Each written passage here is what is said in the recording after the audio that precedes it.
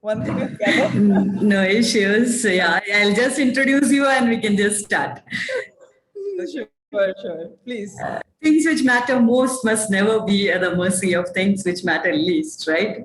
Good evening, friends. Welcome to day 14 of Brand 10,000 W Combinator 100 Days to a Leadership Transformation Series. On behalf of GCPIT, I extend a very warm welcome to all of you to this wonderful evening. I'm Aparna G. Kumar, the Global Co-Chairperson of GCPIT, that is the Global Council for the Promotion of International Trade, a not-for-profit registered in India and South Africa. The mission of GCPIT is to handhold, empower, and support SMEs globally. Many of you have been asking, who have been listening to the series, have been asking us how to join GCPIT. If you would like to get connected with us or join us as a leader, or if you wish to get supported and handholded in your business growth by us or your business transformation, please mail us at GCPIT, contact@gcpit.org. As I said in the beginning, establishing priorities is necessary in order to complete everything that needs to be done. To quote Stephen Covey, the main thing is to keep the main thing the main thing. Prioritization allows you to give your attention to tasks that are important and urgent so that you can later focus on lower priority tasks. And if you do not take time to prioritize, then you will have trouble getting things done on time. You will stress about how you will finish everything on your to-do list and you cannot be productive. Today, especially during this global pandemic situation and because of lockdowns at many places, many of us are giving importance to everything which are neither urgent or important and at the same time forgetting to do what we are supposed to do. So we have a very special person with us to speak about the importance of prioritization. She is entrepreneurial by nature, techie and nature lover at heart, believer in perseverance and a supporter of equity. Is the co-founder and CEO of Merxius, whose flagship AI and XR product, Red, prepares engineering enterprises for Industry 4.0. Merxius investors include the Boeing Company, The Alchemist, among others.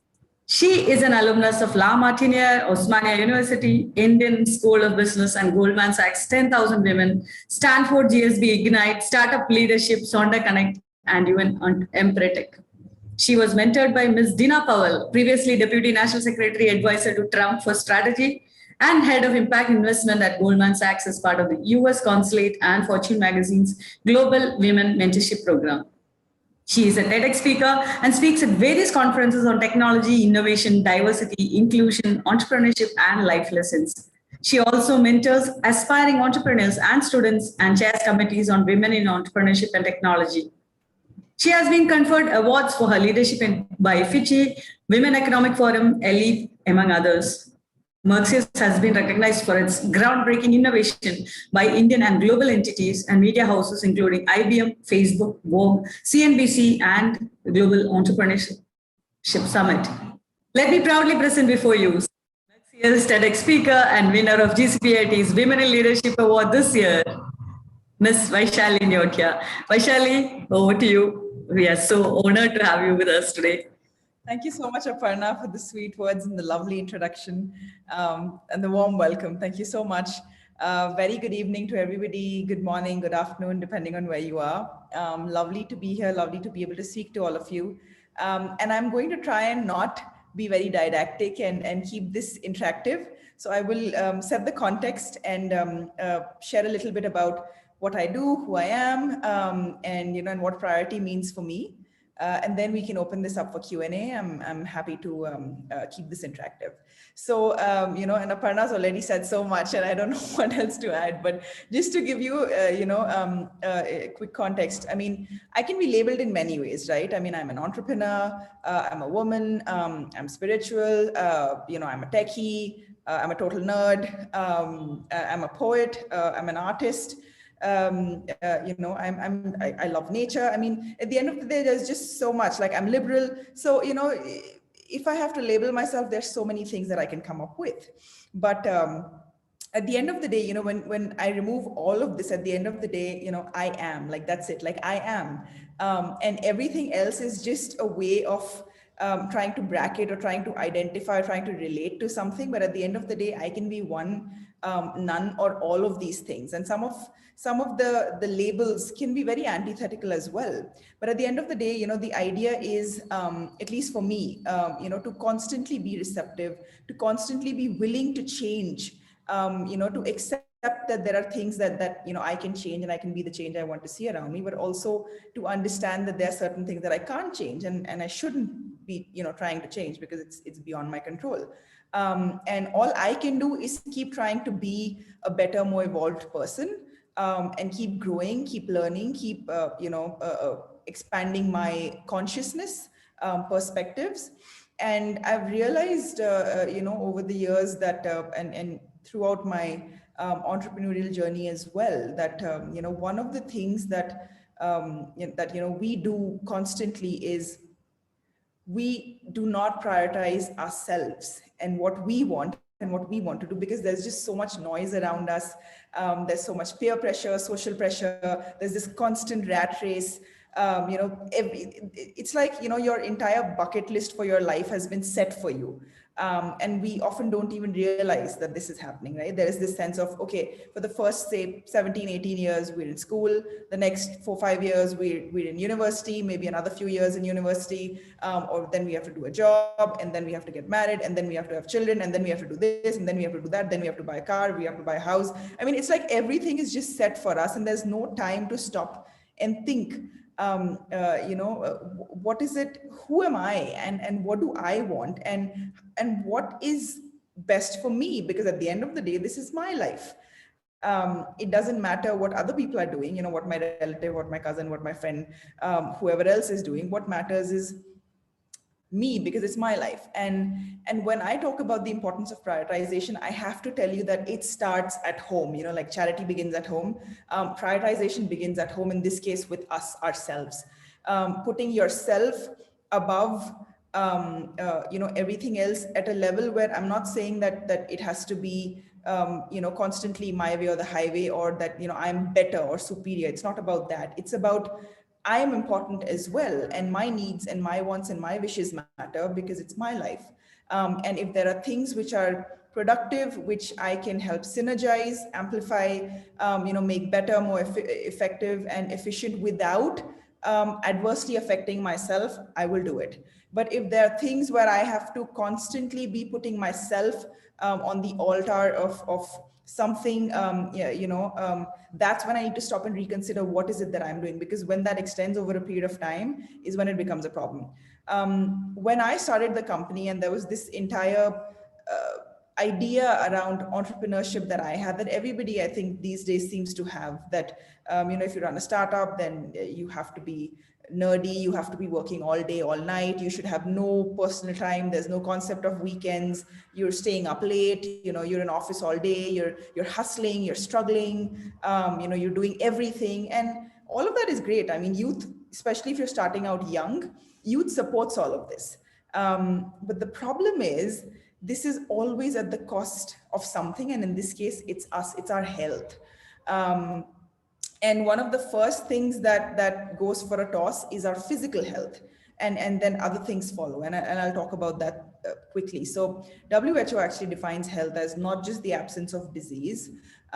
It's a state of well-being, your physical, emotional, social, mental well-being. And the importance of this is, at the end of the day, because in all of the things that you do in your life, the common factor is you, right?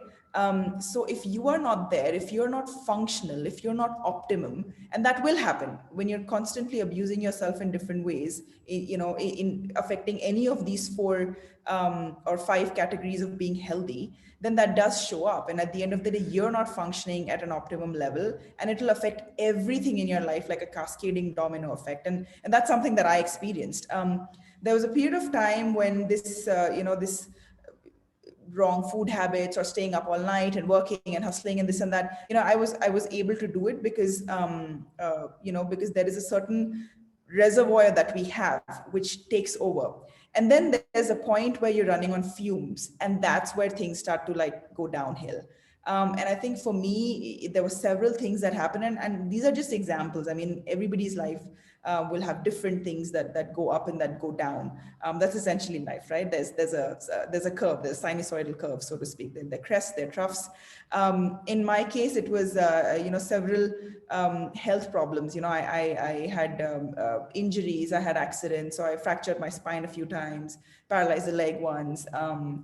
had a bunch of, trouble around, surgeries around the stomach and all of that. So, over a period of time, this happened. And then there were relationships that I also, sort of put on the block of, sacrifice in terms of I don't have time. And people close to me, near and dear ones, they're not there in this world anymore. And there was this sense of I'm not spending enough time with these people. And then, and not even enough time to process, what's happened. And the last year actually, interestingly, and this is of course an opportunity for everyone, in a way, where we've realized the ephemeral nature of our lives. Because, and not just our lives, I mean, the lives of our near and dear ones as well, because in this uncertain world, anything is possible. And if we're not prepared to deal with it, because we've not prioritized our health, so we're not ready to take on more onto our plate because it's already full and overflowing. And this is where I come in with the importance of the prioritization bit, right? So like I was saying, because I've had all of these different things happen in my life, at each point, I deprioritized myself. I kept running on fumes saying, no, I'll get over it. It's fine. Moving on. And this idea of, okay, work is important, or this client is important, or this project is important, or somebody else is important. I mean, constantly other people are important. And this is also a sense, and I think especially from a from my point of view, where I'm also talking from a female point of view, it's also sort of induced in the patriarchal world around us, where women are supposed to take that step back, and prioritize other people. And I'm generalizing, but I do think that there is this sense that percolates down in our environment. It's also shown in all these TV serials and movies and things like that, right? It's constantly put into our heads that you are of lesser priority. And of course, with consumerism and the entire cosmetic industry, for example, constantly telling us you're not good looking enough, you're not beautiful enough, that you have problems, you have flaws, and you need to cover it and hide it and do this and do that. And there's never an idea of amplify your beauty, right? That you're already beautiful and amplified. There's always you're not good enough. And this is subtly, directly, indirectly, constantly induced in us. And with that thinking, like, however you think it affects you, at least for me, I'm not sure at what point this entire idea of, no, I need to keep going on and being this superwoman, this idea of, no, I can do everything. I did do everything, except that I put myself last. And at the end of the day, what happened is I reached a breaking point. And that actually happened for me after something very personal, where I was, the primary caregiver for my father when he was undergoing a bunch of heart ailments for a few months, and and he passed away, and it hit me like it hit me like a freight truck, and I was just like like a freight train, and I was just like I think that was just my breaking point. And at that point, I reached a place in life where I literally started seeing, how fallible all of us are, how mortal we all are, really. I mean, sometimes I think that we have this immortality syndrome where we're just able to do anything and everything, ride bikes without helmets and jaywalk on the roads and do all kinds of crazy things just without thinking that we are mortal. And I think that that this entire experience sort of just brought all of this in front of me, and made me face it. And I just realized that at that point, I wasn't living. I felt like I was existing because I was on autopilot. I was constantly on autopilot, constantly doing all of these different things. I'd lost myself.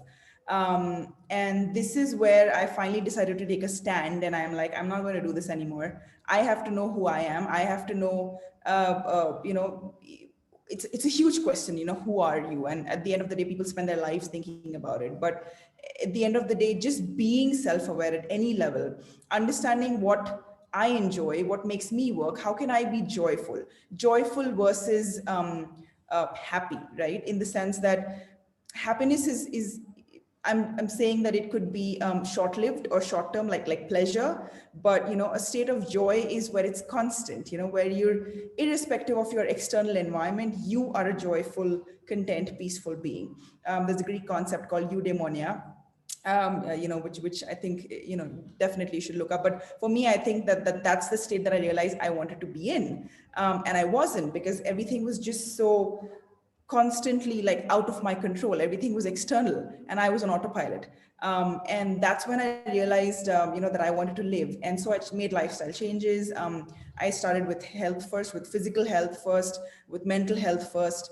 And I started working on being able to understand or become more self-aware, because I realized that the more I know who I am, what I am doing, the more I'm able to affect things around me, and the better decisions I'm able to take from places of consciousness, from places of information, awareness, confidence, rather than just on autopilot. And that really helped me. I mean, I was able to, it's like a fog lifted, and I was able to get out of this rut that I was in. I was able to, I've battled depression for a long time, right? And anxiety. So I was able to sort of get out of this without, and for me, it was a big deal to resort to medication, because I already have a lot of, antibiotic and other things that have gone in and have created stomach issues for me. So it was very important for me to be able to sort this without resorting to medicines, purely because I wouldn't be able to maximize that, right? And so being able to spend quality time with myself, being able to get into meditative states without the idea of, oh, meditation means I have to sit in the lotus pose or Padmasana and I have to like focus on God. Meditation can also happen when you're just spending time with yourself and outside of anything around you. So it could be, for example, while cooking, you get into the state of flow. For me, it's painting, writing. uh, uh, I just sort of get lost in these activities, and that's very meditative. Even something like yoga nidra, which is basically yogic sleep, where you just listen to somebody talk you through half an hour of being in a state of consciousness, awareness, and yet resting, is incredibly healing. And some of these things started helping me become more inward focused and align more with who I was. And as an extension, that also helped me figure out what I was doing with my company, for example, right? Or people around me, or family, or relationships. And also start being a little more aware of what is it that I wanted, rather than what is it that I think I want because everybody else is saying that this is great. It's like FOMO, fear of missing out. I mean, today, because Elon Musk is talking about Dogecoin, hey, let's go invest in it. Why? Because everybody else is, right? It's that fear of missing out. You want to do that, go ahead and do that, but take that informed decision of your own self, of your own volition, right? Rather than just because of or out of that sense of fear of missing out.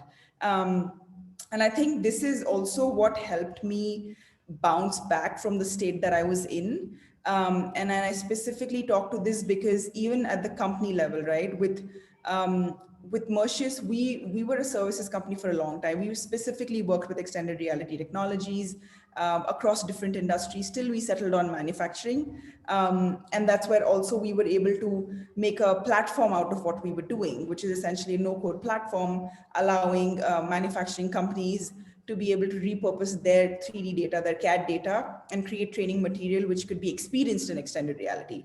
Now, this is a very niche use case, as you would understand. And we had a very specific audience that we started with. And this is a product that we came up with in 2019. We got initial investment, and all of that happened. Up till that point, we were bootstrapped, and beyond this, so there's this platform. And then the pandemic situation hit. COVID hit last year, and the sector that we were targeting, manufacturing, took a big hit. Now, for us, the first priority was, how do we firstly, do we need to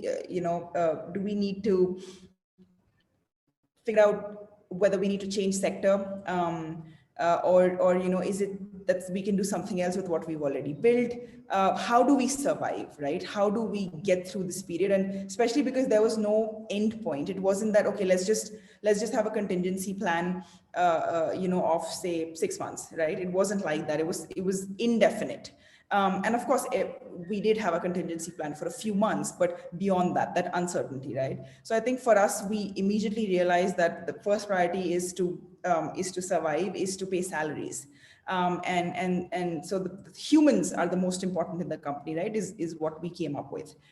And so over a period of time, like we let go of the office, we let go of any extraneous things that we were doing or spending on, etc. Focusing on, okay, let's just make sure that we're able to pay salaries. That's the first thing, and then figure the rest out, right? So in order to be able to do that, what do we need to do? Do we need to start doing services again? Is there another direction that the product can take? Is there another sector that we can target? Things like that, like certain decisions along those lines. Of course, we were able to figure out what had to be done that period. We were very fortunate. We started working with another company, integrating our product with theirs. And the idea was to go to market together. We did change sector in the sense that we focused on being able to make this a defense use case, because manufacturing had, automotive that we were working with had taken a hit. So, start with defense, figure out the cycle there, figure out what needs to happen there. So we did start along those lines, right? But the point is, the priority was clear, right? It was how do we make sure that, the employees that Merxius has are taken care of. And if there is a point where we know that we cannot do this, then what are the other options, right? So would we have to give them a notice period and say, okay, fine, you'll have to look for another opportunity? Would we help them do that? And blah, blah, blah, right? Those secondary things. But the point is, we knew what the priority here was. And I think that's also similar, or that sort of thinking, again, came from, and I'm fortunate, it came from my own personal experiences just before this, like I said, where I realized that the priority was me, because if I'm not functional, if I'm not healthy in the complete definition of health, then I cannot be taking efficient and decisions that matter. I mean, decisions, I wouldn't call them good or bad, because they're always good or bad in hindsight, not when one takes them. But not taking them with a completely sound mind in itself is asking for trouble, is predicting that it's probably not going to be the best decision, right? And there is this rut that we all fall into, this trap, so to speak, and something that I was very conscious of, and I made a very, distinctive effort to get out of. And let me see if I can just draw you a quick graph. There is a concept of, a graph where you have the y-axis, x-axis of importance and urgency, right? So you put tasks into 4 quadrants based on how important and urgent they are. And so you have something like this. I don't know if this is visible. So, the first quadrant, if you see, this is where, something is extremely urgent, extremely important, but not urgent, because, this is the importance axis, this is the y-axis, and then you have urgency on the x-axis. So this is not urgent, not important.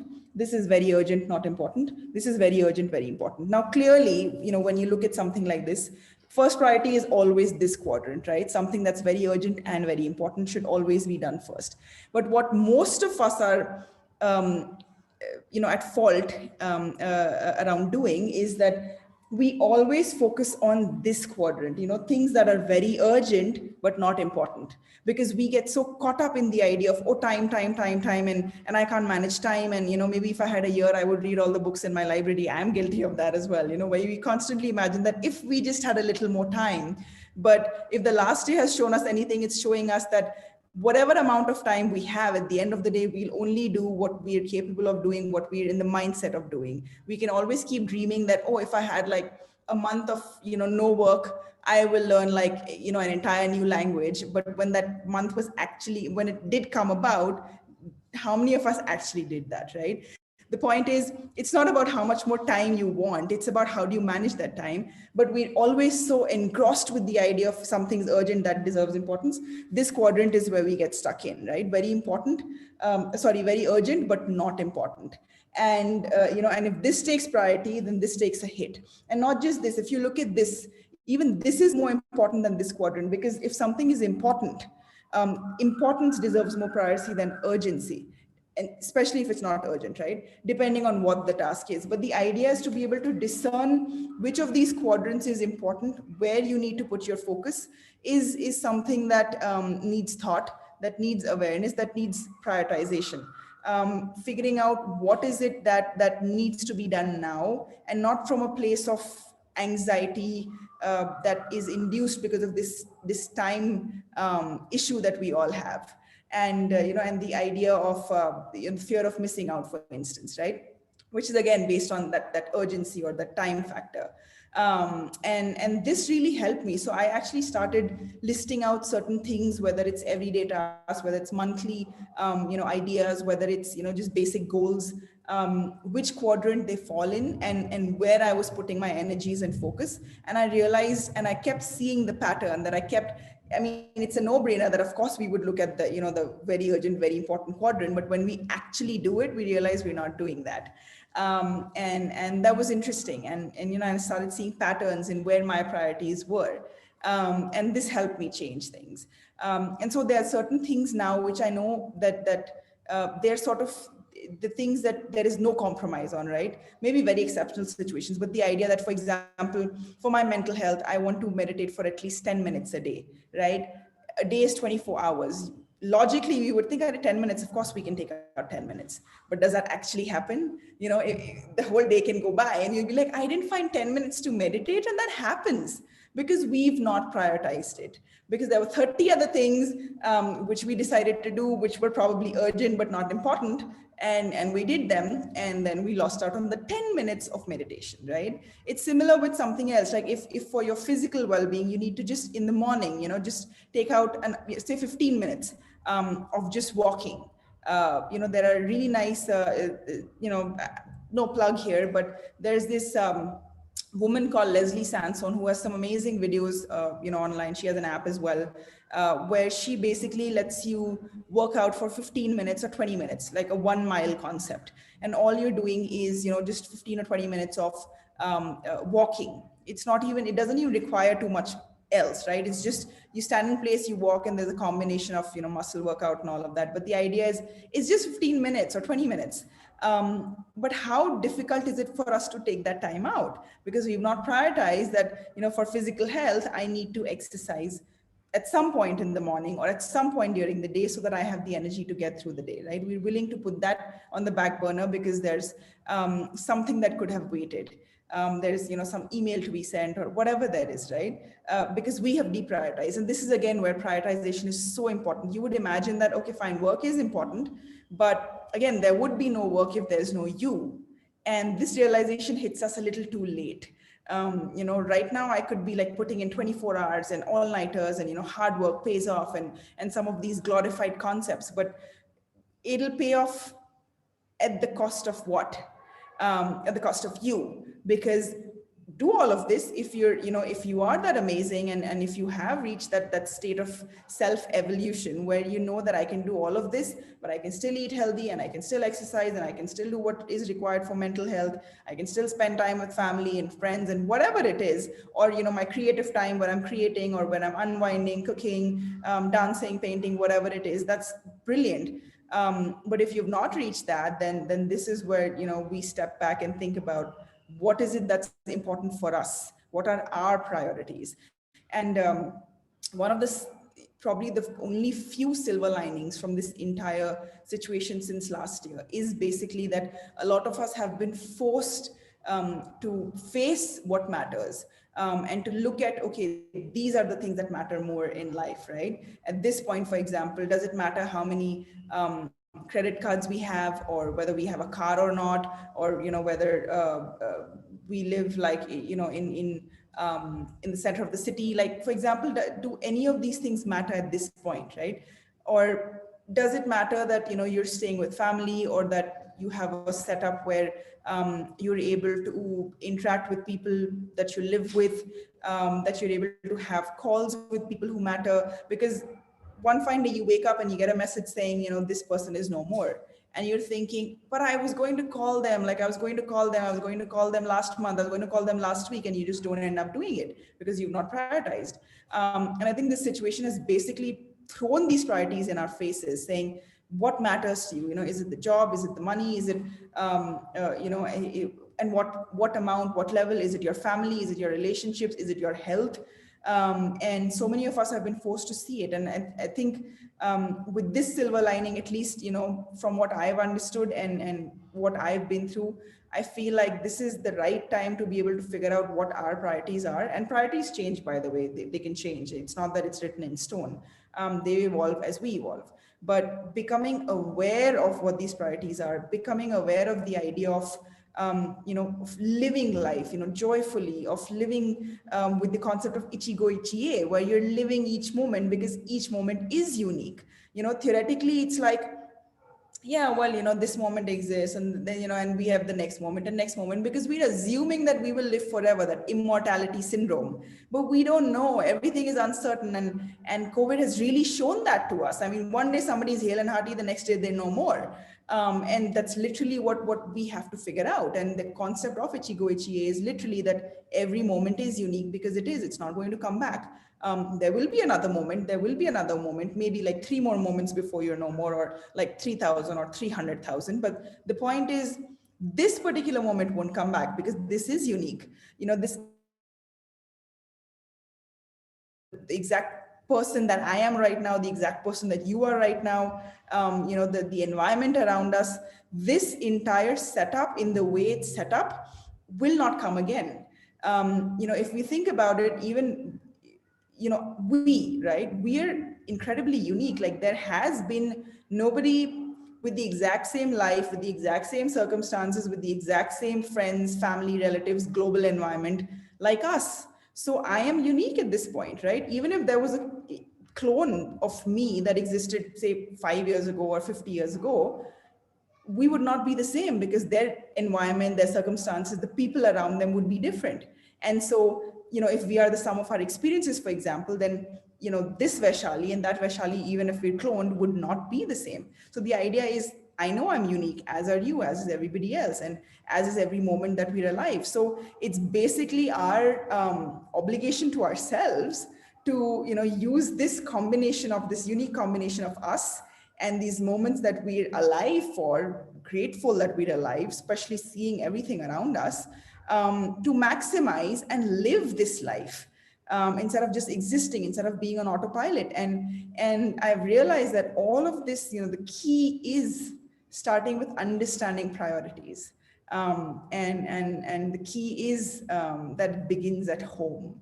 And at least those are what my thoughts are. And I'm happy to hear from you guys, or happy to answer any questions you may have in terms of, certain things that I did, or, whatever's changing. And I'm, by the way, still very open to change. I'm still extremely clear that, I'm constantly learning, unlearning, relearning. That's a process. I mean, if somebody comes tomorrow and says this entire thing is BS, pardon the language, but hey, this is what matters, I'll be like, okay, let me think about it. Let me absorb that information, and see how that works for me, and whether things change, and it could change, right? So absolutely, the idea here is being open, being receptive, and I'm happy to hear, what your thoughts are, and any questions or any suggestions, or we can have a dialogue here. So yeah. Thank you so much, Vaishali. That was awesome. Actually, it was really inspiring as well. Since we got a little delayed, we don't have much people joining in Zoom, but still, I really enjoyed the session. And as you said, we all go through a lot of problems in our daily lives. And we lose people close to us, we fall sick, we have relationship issues, we always put ourselves last, and then finally we hit the breaking point. Yep. We all have gone through this, right? At one time or another in our lives. And as you said, this is an uncertain world, and every day and every moment brings surprises. So it becomes very important that we prioritize things in our lives. And the story of your survival also was really inspiring. And as you said, we have to take care of our employees. That is really, really important, and because they are the ones who help us support and help us grow. During this tough time, we should make sure that we don't lose the human in ourselves. That is what we focus every day on in this session. And as you mentioned, we need to focus on our energies. Do meditation and a little bit of walking. And we have to focus on the very important and very urgent things. I am just summarizing what you said, and 10 minutes doesn't make a lot of difference, but getting ready for that 10 minutes or 15 minutes is the biggest problem for many, right? Yeah, exactly. Right. I think keeping the dress ready the night before makes a lot of difference. I keep everything ready the day before. So, Or, and if you have a room to yourself, just go commando. Who cares? right. As you said, every moment is unique and we have to make every moment count. Moment may not come back and we need to identify our priorities. And let us understand we are our most important priority, right? Yeah. As I said in the beginning, like Stephen Covey said, the main thing is to keep the main thing the main thing. So let us focus on ourselves. Let us keep ourselves the main thing. A request to our audience, if you like the session, please go to GCPIT's Facebook page and post your positive feedback there. Do we have any questions? We have a few people joining us here. Let us open the session for questions. Do we have any questions? So, and even if there are any questions that come in later, I'm happy to answer them on Facebook, or I'm there on Twitter, I'm there on LinkedIn. So yeah, I mean, I'm happy to answer questions, and yeah. Sure, I think Prashant has unmuted. Do you have any questions, Prashant? Yes, good evening, ma'am. Yes, good evening. A real wonderful session, and we are basically from a rural place. But the best thing I got through this platform was clearly to understand that we can reach maybe the so-called high up entrepreneurs who invariably reside in the cities or the urban areas. But this is kind of a platform where we could reach them, and otherwise this was a kind of a weakness or something that we had this kind of a feeling that we are unable to reach the urbanites or the advantages that they have. So this was really wonderful that we could bridge that gap or narrow the gap. So that's the first initial. Ma'am, like Vaishali, ma'am, when you said about the urgency and importance, that quadrant, do you have any app which you suggest, which could help us, form ourselves in such a way that we put every day our to-do kind of a list onto the, do you follow any apps for that? Could you suggest some apps, if at all? I can be Thank very you. old school actually. So yeah, that's a great question. But I can be extremely old school. So good old notebook and pen is fine as well. Apps are great, but at the end of the day, I think just even being able to write it out, whether you document or you actually physically write it out. I think just starting with making these quadrants and just putting a few tasks for say just the day as a start into which quadrant you think it goes to, and then focusing on and then prioritizing, right? So if you have the quadrant listed out, you think this is the one that I will start with, this quadrant, then go to this one. So 1, 2, 3, 4, right? And then making sure that by the end of the day, you've actually done that. And if you've not done that, then seeing where you prioritized and why you did that. And once we start recognizing this pattern, you won't even need this anymore, because mentally you will just know, okay, this is what needs to be prioritized. And this is not, right? So you automatically start doing that. But I think it's a good idea to start with just writing it out. I mean, it won't take a lot of time. If you make a to-do list anyway, then just instead of making it like a list, like a vertical list in a notebook or a document, just make it in this quadrant structure. And I think that should be a good starting point. Yeah. Thank you so much, Vaishali. Prashant, I think the Santosh sir is the best person to connect to because he knows how to automate things. So you can mail us at contact@gcp.org and you will get all the tech support from Santosh sir, I think. Ma'am, there's one more thing. Maybe I'm not asking too much for that. No problem. Okay. See, in the you said see health, the importance of health, and then the wealth would always stand next to health only in the priority of list. And but when you see the hierarchy of the needs, don't you see the social?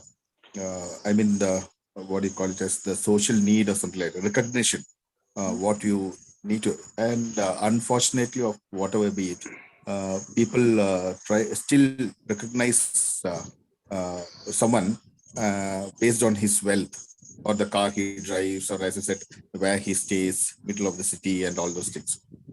Yeah, is there uh, not being too spiritual, but don't you think how is I do agree with you. It's a matter of priority, but then that is reality, perhaps.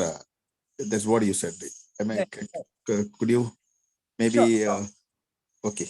So it's a great thought actually, and somewhere I think you've also answered yourself in that very thought, because you said but other people do judge us by where we live or how much wealth we have and cars, and so the key there is other people are thinking this, right? It's what they are judging you with, but what are you judging yourself with, right? And that's the difference. I'm not saying that we have to be penurious, or we have to, we shouldn't earn money, or we shouldn't focus on, becoming wealthy in whatever way, or abundant in whatever way you define it, right? Whatever works for you. But the point is, what I'm saying is you need to find what works for you, not what works for other people, not what will make you shine in the eyes of someone else, because what's happening there is, firstly, it's somebody else, right? Secondly, if you are tying your self-worth or esteem to that person, it's like, that thing that's come up these days with social media. People are tying their self-worth to how many likes they get on their Insta or their Facebook posts or their stories or their reels, right? That's not what we want to be doing, because that's the entire idea where you have an external locus of control. You've let your joys or your state of being be dependent on someone else or other people and their whims and fancies, right? So the same thing here. It's great. I mean, if you have, you have like a 7-figure salary, you own 3 bungalows, you own 30 cars. That's fine, so long as you wanted that. Not that you want it because other people will see you in a different way. You know what I mean? And even if that is the case, then exploring a little deeper, what is it that makes you want, say, other people to admire you or like you? What is it that you are looking for? And what are the ways that, and then, how are you defining the ways to get to that version of yourself? And identifying whether what you automatically assume that, oh, just if I'm wealthy, I'll be respected, right? Is there really truth to that? For you, that may be true for someone else. Maybe you've seen your uncle, just because he has, 3 cars,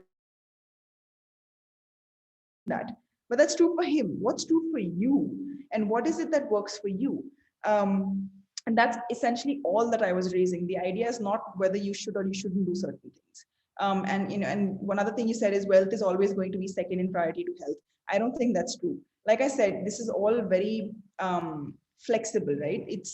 It's changing, it's dynamic. So today your priorities are a certain way, tomorrow they could be something else. Like, for example, if I reach a place of optimum health where I'm like, okay, this is sorted, now let me focus on some other aspect of my life, that will happen.